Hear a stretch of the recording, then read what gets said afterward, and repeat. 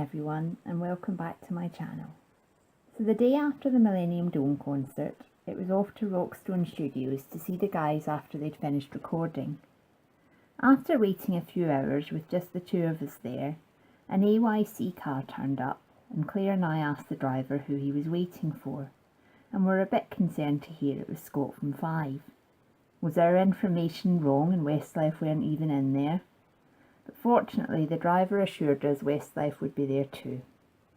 Scott left a little while later, and we thought it would be rude not to have a photo, but I think you can tell by my facial expression that I wasn't too bothered.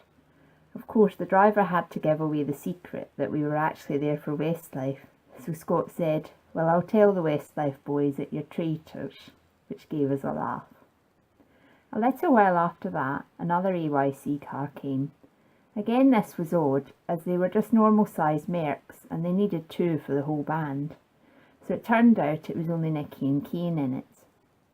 We had our photos with them and I said, "So are Mark, Shane and Brian already in there?" But I was in for a disappointment as Nicky said, "No, Mark went home." I thought he was winding me up at first, as I liked to think I knew their every movement in those days, but could tell by his face it was true. So I was a bit gutted, as I hadn't met him for nearly a month and hadn't had a very good view at the concert the day before. I know, first world problems.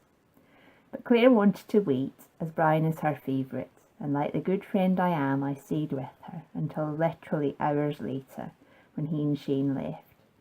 I've written in my notes I had a little chat with Shane, but I couldn't tell you what it was about. Hopefully not how gutted I was that he wasn't Mark. This was actually my second ever photo with Brian, but the first one hadn't come out. Another peril of craving in the days of film. And this ended up being the only one I ever got, so I guess it was a good thing I waited with Claire. The group photo has been elusive, but at least I had individual photos with all of them. The following Saturday we had tickets for the first TV performance of My Love on the National Lottery. We hadn't been very sure of their whereabouts during the week, but knew at least some of them were at home, so we went to the airport. But it was only Kane, Shane and Nicky that flew in, so I really don't know what Mark was up to that week. There were still rumours flying about him and Ebony the Page 3 girl, so I'm putting two and two together. There were about 20 fans at the airport, and I don't know what Kane was on that morning, as he went along the entire line of girls kissing us all on the cheek, though my friend claimed he actually bit her. I thought she was sensationalising it for years until they did this interview on Jonathan Ross that I'm linking above, where they said about Kane biting people when he's drunk. So again I'm putting two and two together and assuming he was still drunk from the night before, which explains the happy mood too. We also had a group photo with Shane, which I sadly no longer have, as I sent it to BMG when they wanted photos to use on the backdrop of the Number Ones tour. It didn't even get used, though I did end up on the backdrop individually, but that's another story. After agreeing to the photo, he said, "Surround me, girls." So between that classic line and the Kane biting incident, we had a lot to laugh about on the long tube ride back into Central. The lottery was great, though I promise I wasn't one of the noisy lot screaming on this video. The majority were there for Westlife, but first we had to sit through Lionel Richie and Gabrielle. Finally the lads came on, and it was amazing how many of us knew the lyrics to My Love already when it had only had a few radio plays.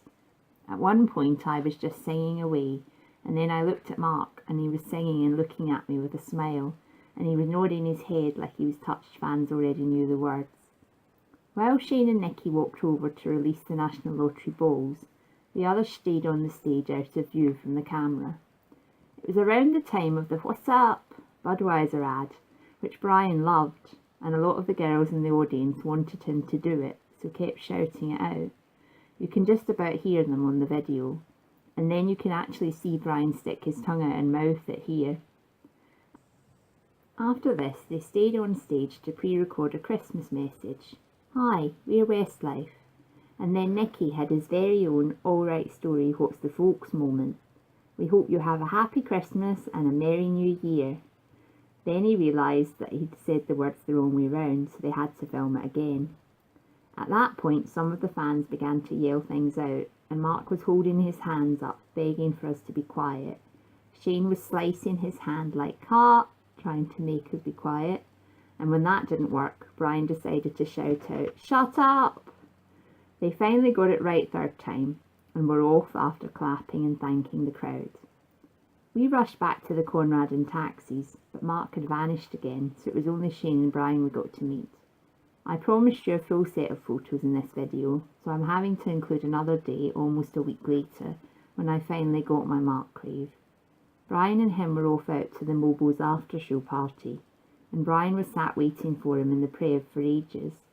I actually remember the little chat we had with him was about how old he thought we were, and he said you're about our age to me, which I was quite surprised he got right, but he thought Claire was younger when she's actually older than most of Westlife. She's probably glad of her inability to age now, but wasn't too pleased at the time.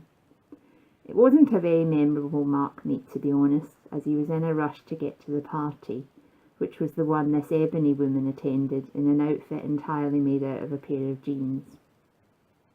Thanks for watching. Join me next week to hear about my longest ever conversation with a member of Westlife, you'll never believe which one, and my sneak preview of the Coast to Coast album, courtesy of Brian, and Mark running late again. Bye for now.